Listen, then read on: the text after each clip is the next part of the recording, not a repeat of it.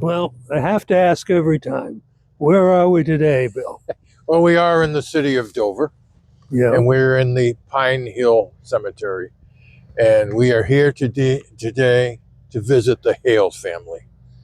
And Rick's going to start today by talking about John. We're going Hale. to talk about John Hale first, and then we're going to do another video, which we'll put out at the same time, about his daughter, Lucy. Yes, Lucy is a very intriguing character. Both of them are. Yes, absolutely. The thing about John is, first of all, I'm not sure how well known he is. His statue is at the Capitol building in Concord. Mm-hmm. So obviously well thought of. His family, I think, had a lot to do with the statue being there. But the fact is, he was really, if not the first, one of the first real abolitionists to take a stand against slavery. Yes. And an awful lot of what was going on politically in those days, pre-Civil War, we've already talked about Franklin Pierce in our book, who was a compromiser, but also felt that preserving the Union was necessary to compromise with the South. And I think that some of the other politicians in that day also felt the same way. But Well, notably Daniel Webster. Another native son of New Hampshire. Exactly. But the fact is that John Hale was the first one to basically say, no, I'm against slavery. He started out as a Democrat, then became a Whig, and the Whigs actually were sort of responding to the centralized power of one man, Andrew Jackson. Funny how politics seem to repeat themselves in some ways. But the Whigs, too, were not ready to go all the way and be abolitionists. There were people who obviously felt that the slavery situation needed to be dealt with, but most of them were still going with, we need to compromise. And so he ended up basically going to another party, the Free Soil Party, which was anti-slavery, but he lost when he ran. He actually ran for president. He did, and he lost. Free Soil, yes.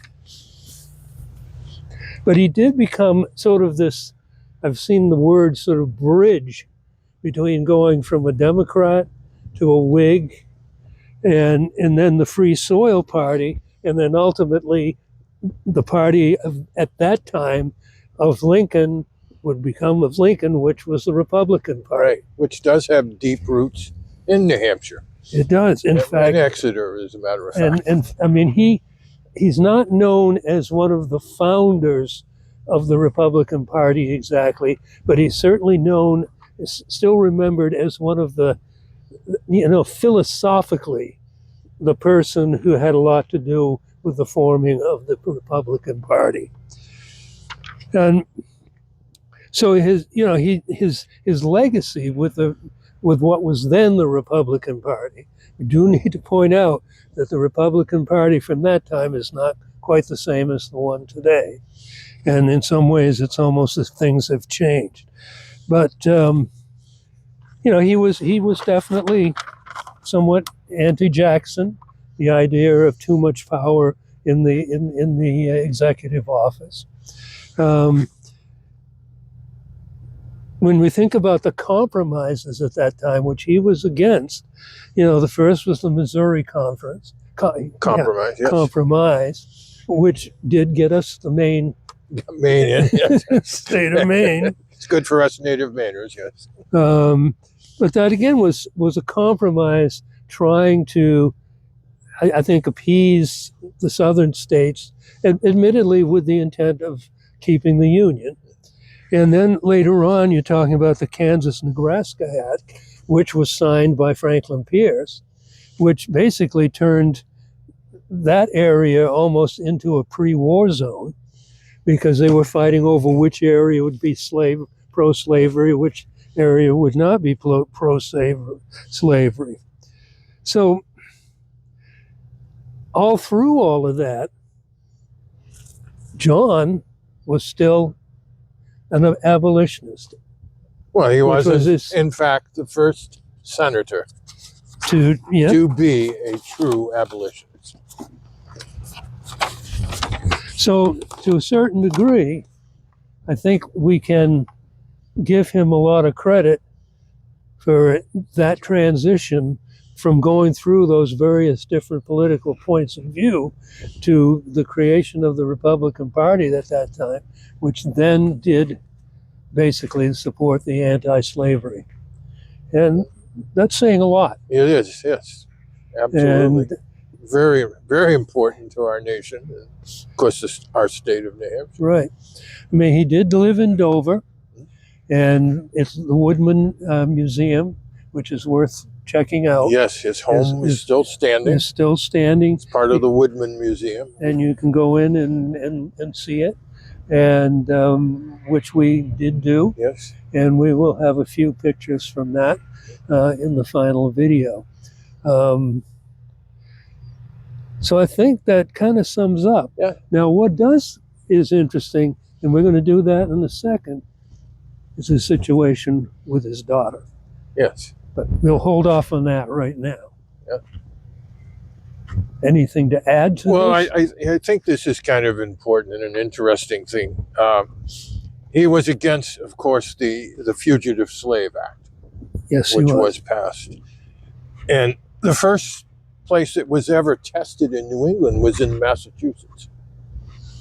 And a U.S. Marshal arrested and put in jail a fugitive slave by the name of Shadrach Minkins.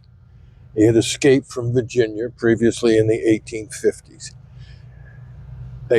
He was a waiter in a coffee house in Boston, probably an early Starbucks. Yeah. I think. I'm not sure about Yeah. that. Anyway. I'm guessing not. No, okay. probably not. Anyway, he was in prison. Yeah. And a group of men, around 20 men, most of them all African Americans, as you might suspect, they stormed the courtroom. They actually got him out. They got Minkins onto the Underground Railroad, and he eventually did escape to Canada. Yeah. Some of the men who took part in that, one of them who was a lawyer, and another fellow who was a businessman in Boston, both blacks, they were taken to trial. And Senator Hale took time off from the Senate to go to Boston and defend those men in court, and he won. Yeah. He got him off. So, I think if